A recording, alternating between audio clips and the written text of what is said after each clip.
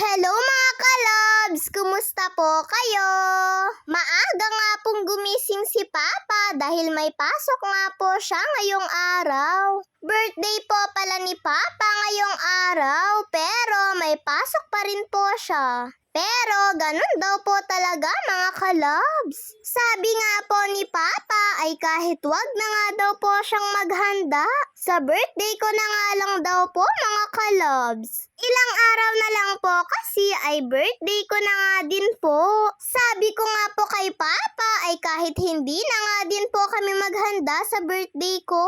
Ang importante naman ay good health kami at walang mga sakit. Kaya sabi ni Papa ay titignan na nga lang daw po nila ni Mama. Eto nga at nag-aalmusal na nga din po si Papa. Nagpaluto po pala si Papa ng maanghang na ramen kay Mama. At eto nga po yung inalmusal niya. Gusto nga daw po kasing humigop ng sabaw ni Papa. At maya-maya mga kalabs ay bumangon na nga din po si Kuya. Medyo maaga po pala siyang natulog kagabi. Maaga nga din po siyang gumising dahil magpapa-enroll nga daw po siya kasama ng mga pinsan ko. Napaluto nga lang po ulit si Mama ng ramen para po kay Kuya. Hindi naman daw po kasi alam ni Mama na maaga daw po pala siyang gigising para daw po sana naaswan na dun sa ulam ni Papa. Ako naman po ay creamy seafood nga po yung niluto ni Mama para sa akin. Ayaw ko po kasi ng maanghang. At gusto nga po akong pagsabawin ni Mama para nga daw po pagpawisan ako. Kagabi po kasi mga kalabs ay nilagnat nga po ako hanggang kaninang umaga. Gawa nga daw po siguro yun sa ice cream na kinain ko. Bigla nga po kasing sumakit yung lalamunan ko. Tapos ayon, nilagnat na po ako. Kaya pinainom nga po ako kaagad ni Papa ng gamot. At every 4 hours nga po nila akong pinapainom. Para gumaling daw po ako kaagad. Ilang araw na lang din po kasi ay pasukan na daw po. Kaya kailangan ko nga daw pong gumaling kaagad, sabi ni Papa.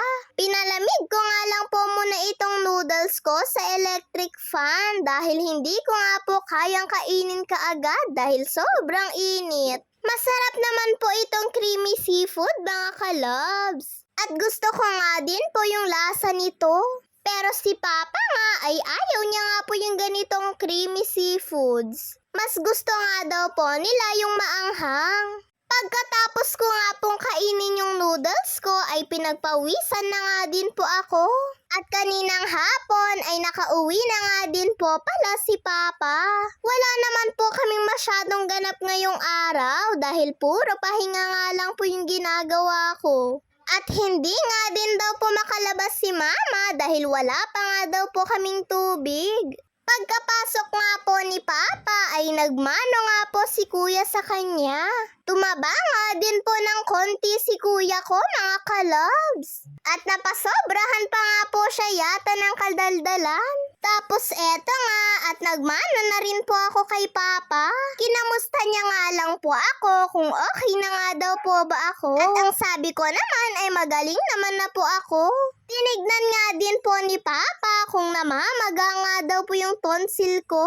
Pero sabi ni Papa ay hindi naman na daw po. Pinagtimpla na nga din po siya ni Mama ng Milo niya dahil mukhang napagod nga po si Papa. Milo na nga lang daw po muna dahil masakit na nga daw po yung sikmura niya sa kape. Nagpahinga nga lang po saglit si Papa tapos niyaya niya nga po si Mama na bumili na nga lang po sila ng ulam ngayong gabi. At Senior Pedro na nga lang daw po yung pagbibilhan nila ng ulam. Pero bago nga po sila nagpunta dito ay nagsaing nga po muna si Mama. Para daw po pag uwi nila ay kakain na nga lang daw po kami. Ayan nga at nakabili na nga din po sila Mama at Papa. Pagkabili nga po nila ay umuwi na nga din po sila kaagad. At pagka-uwi nga po nila ay hinanda na nga po kaagad ni Mama para daw po makakain na kami. Pagkasandok nga po ni Mama ng kanin ko ay eto nga pong legs yung kinuha ko. Bago nga po kami kumain ay binati nga po muna namin si Papa ng happy birthday. Parang eto na nga lang daw po yung handa ni Papa. At dahil nandito nga din po yung mga pinsan ko, ay dito na nga lang po sila pinakain ni Mama. Lalo na gusto din po nila yung ganitong ulam.